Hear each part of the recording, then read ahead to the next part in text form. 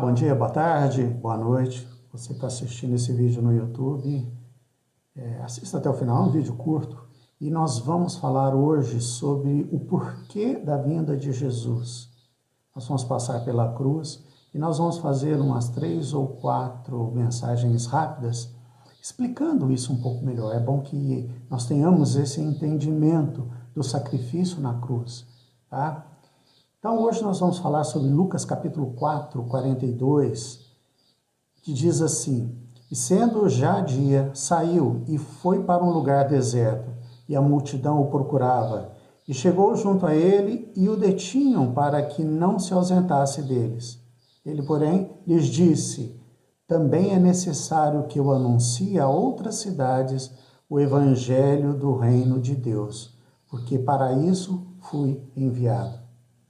Olha uma coisa interessante, se nós fizermos essa pergunta para diversas pessoas que conhecem a Jesus, que vivem na presença dele, se nós fizermos a pergunta, por que Jesus veio? Talvez saiam as respostas do tipo, ele veio para nos salvar, ele veio para curar, ele veio para libertar, ele veio para anunciar o reino de Deus.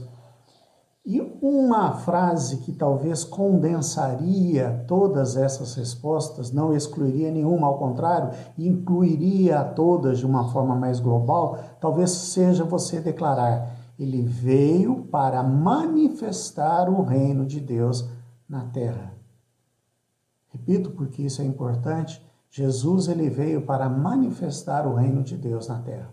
É importante nós entendermos que é o seguinte: Deus criou todas as coisas, separou um povo para si, no caso os judeus, guardou-os por milhares de anos, os livrou do cativeiro e os trouxe para a terra prometida, todos conhecem essa história, para que deste povo viesse o Messias, viesse o Salvador, viesse Jesus Cristo, tá?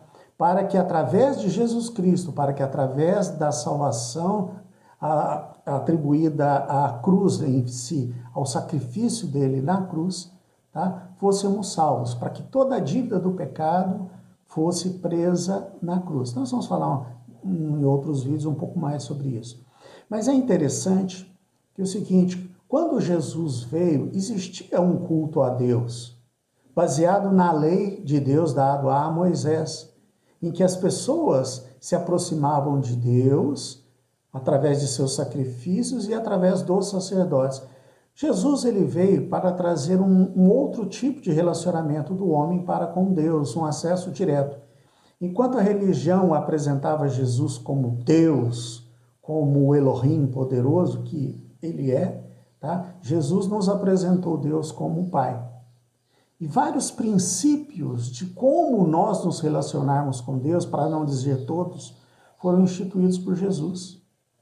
Quando Jesus declarava: se alguém bater em um na tua face, oferece a outra. Se alguém te pedir a tua túnica, dê também a tua capa. Se alguém te fizer andar 1 milha, anda com ele 2. Aqueles conceitos eram totalmente novos para os judeus daquela época. Mas como assim? Se alguém me agredir, eu vou oferecer a outra face?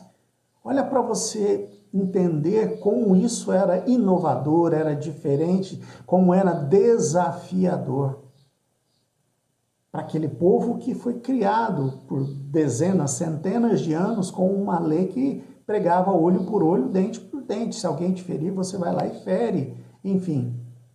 Mas isso é importante, esses conceitos.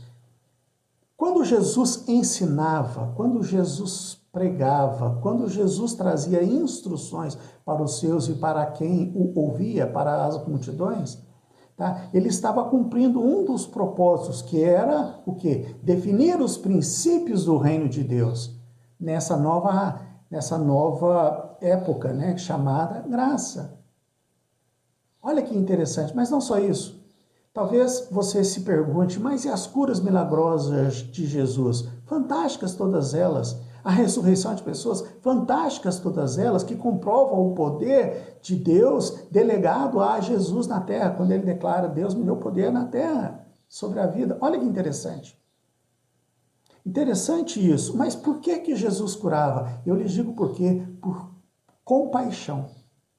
Quando ele via os enfermos, os doentes, os enfermos, os cegos, os paralíticos, os endemoniados, ele se compadecia deles e os curava, porque a ele foi dado este poder e essa autoridade. No tanque de Betesda existiam várias pessoas doentes e existia uma crença que quando a água daquele tanque se mexia era porque um anjo descia naquele lugar e o primeiro que entrasse naquelas águas seria curado. Jesus, estando lá no tanque de Betesda, se compadeceu com um homem que estava ali há 38 anos, enfermo, e o curou e falou: pega o teu leito e anda. E era um sábado assim, a palavra nos diz, fala sobre isso. Daí vem a pergunta: por que Jesus não curou todas as pessoas naquele lago?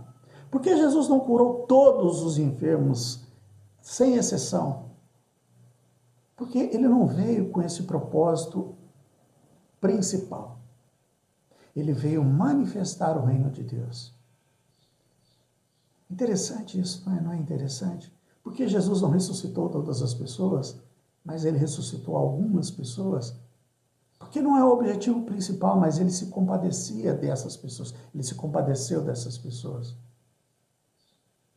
Então, quando lhe perguntarem por que Jesus veio, você já tem uma frase que engloba tudo isso. Você pode dizer a plenos pulmões: Jesus veio manifestar o reino de Deus. Muitas outras perguntas aparecerão, mas por que ele teve de passar pela cruz? O que significa o derramar o sangue na cruz? O que significa Jesus pagando o preço pelo pecado? O que significa todo o pecado do mundo sendo colocado nos ombros de Jesus na crucificação? Por que Jesus? Por que não um outro? Por que não João Batista? A quem Jesus falou: olha, no reino de Deus, João Batista não existe, né? Homem menor que João Batista, mas no reino de Deus ele ainda é menor. Mas olha que interessante, porque necessariamente Jesus, era necessário que Jesus, o Filho de Deus, padecesse. Tudo isso nós vamos ver nos próximos vídeos.